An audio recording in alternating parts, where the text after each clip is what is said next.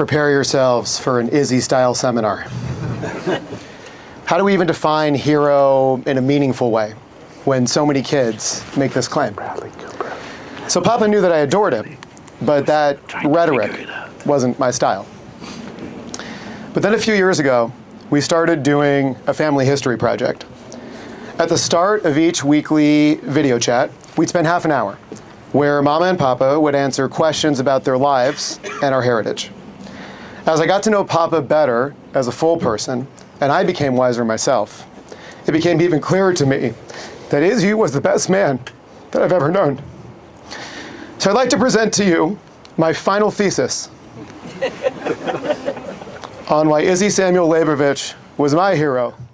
His childhood was materially poor. They had to carry water in patchy clothes to a house made of mud and straw. But that didn't faze him. When asked about his childhood, Izzy would gush about the kids, the animals, the gardens, the butterflies, the soccer, the walnuts that stained your hands, the sour cherries eaten from the tree, and tracking the family's ducks by tying little colored ribbons around their necks. He would say, "We were poor, but we had fun." He taught himself to read at 5 years old. His proud papa would take him to the barber shop to show off little Izzy reading the newspaper. Soon, he was consuming books from the library 2 bags at a time. Izzy learned chess from a torn book, which was missing the pages explaining checkmate. So he and his brothers would play until one of them managed to physically grab the other's king. Honestly, this explains a lot about the way our family does game making. This is the one color photo we have from Papa's youth. His brother Lonya got some expired colored film from a friend. So they did an impromptu shoot and developed the images in a makeshift darkroom underneath their bed. This kid, sitting on Moldovan dirt, had no idea how amazing his life would become, but he knew that he could make it happen. A hero loves deeply. Izzy had love and enthusiasm for everybody. When he'd greet you after some time away, the ritual was 3 cheek kisses, alternating sides. He'd count them out. 1, 2, 3. And he'd always insist that his mom would do 7, so we were getting off easy. His greatest love of nearly half a century was with his best friend, partner, soulmate, and wife, Larissa. In 1977, she interviewed for a job at Moldovan radio and TV broadcasting. Izzy was the hiring manager, and somehow the cute single Jewish girl got the job. You dog, you. The Soviet Union had many rules, but not dating your work comrades was not one of the strict ones. Before the relationship became serious, Izzy sat Larissa down and told her that he intended to leave the Soviet Union. He only saw a gray future there for everyone, especially Jews. He wanted the freedom to think, believe, and build something better. She thought this was a good idea. They were engaged within 3 months, and their wedding in 1978 was in an apartment filled with family, friends, and the French and American music Izzy had collected through his work. A hero saves selflessly. They wanted to leave the Soviet Union before having kids. Mama says that, like panda bears, they don't like to breed in captivity. But this carried enormous risk. Once you raise your hand to leave, you are persona non grata to the state, and there is no guarantee that it will work.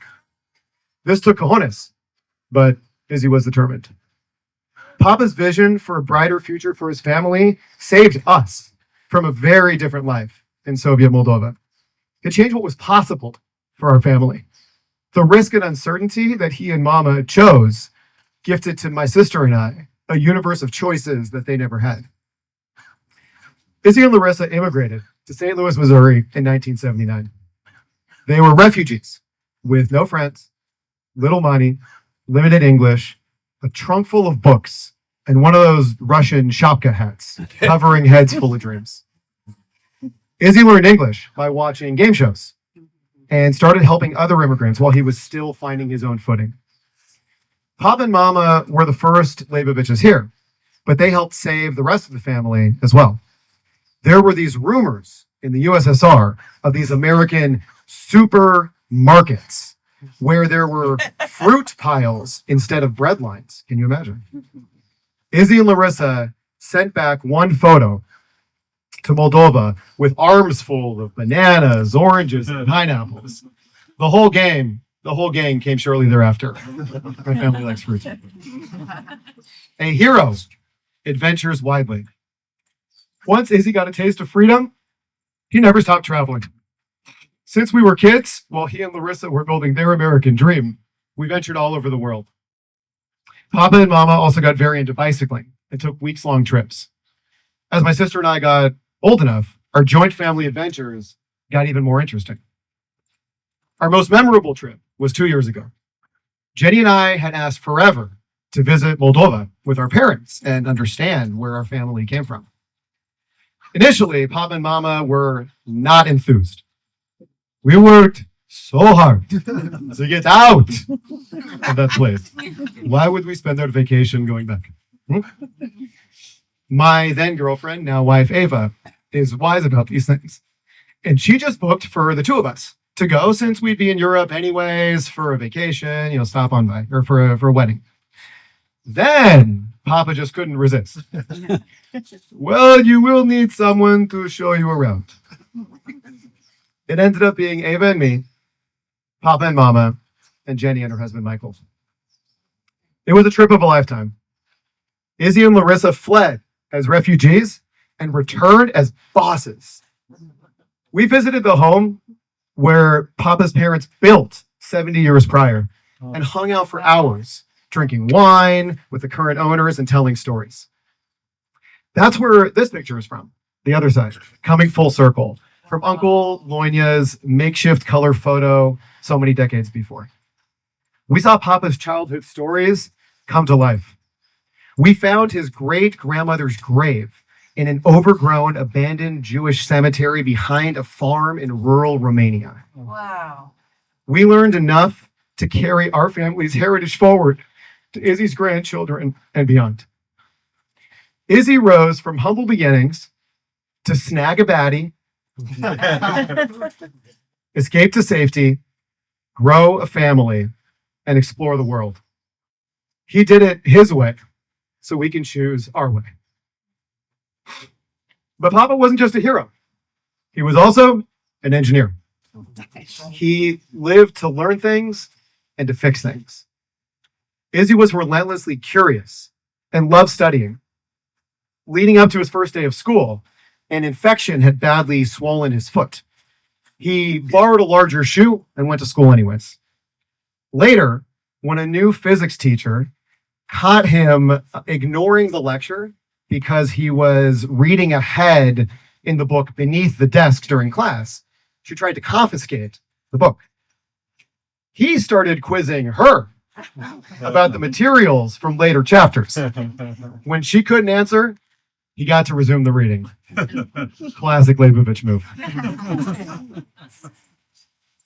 He loved physics because it explained the real world and because every answer revealed how much was still unknown.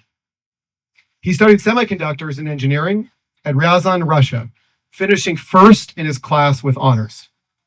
But when he graduated, the opportunities were limited because of anti-Semitism. He called it a spit in the face. But he was not defined by that. He made his life better so that injustice became irrelevant. When he came to America, he initially found work as an electronic test technician at $5.50 an hour. He and Larissa went to Dairy Queen to celebrate earning their first $1,000. His boss nicknamed him Einstein for his problem-solving prowess, and also maybe the mustache and the hair. The whole package. But the name fit. Izzy earned his electrical engineering PhD at Washington University while still learning English. He once walked into a control systems class with a slide rule while the other students carried calculators, and he still learned an A. He discovered thermally stimulated persistent conductivity in N aluminum gallium arsenide / gallium arsenide heterostructures, of which we are all familiar, of course. He went on to a distinguished engineering career at McDonnell Douglas and Boeing, which brought him to Southern California to work on the space station, space shuttle, and satellites. As a student, he would stare up at the full night sky while laying on piles of hay at the mandatory Soviet potato harvest, which is a real thing. He felt like he was swimming in stars, in his words. He spent his professional life helping humanity reach those stars. He was also always fixing things around the house in unique ways. Maybe unorthodox, but would get the job done. He has so many tools, like way, way more than is necessary. I was in the garage this week. The dude has 4 chainsaws. But Papa always wanted to have the exact right solution to any given problem. Lastly, beyond hero and engineer was Papa's most natural role, gardener. In his retirement, he enrolled in classes and earned the distinction of master gardener. Now, remember the fruits I mentioned earlier? My whole life, we always had a backyard full of fruits and veggies, bursting with way more fresh produce than a family of 4 can reasonably consume. But as he would say, it is always better to share too much than to have too little. He loved the quiet miracle, planting a seed and seeing life emerge from the soil. When we were planning our Moldova visit, his main concern was how the timing would align with the harvest, so he could eat a fresh tomato like an apple and munch on bags of sour cherries. His love of helping things grow extended beyond horticulture. A master father and a master friend is the same as a master gardener, planting seeds and helping them grow. My sister and I are his proudest cultivations. He didn't try to make us anyone we weren't. Just provided the right food, water, light, and love. He wanted us to be independent, self-sufficient, and capable of making our own decisions. Every week on our family call, he and Mama would ask about my business.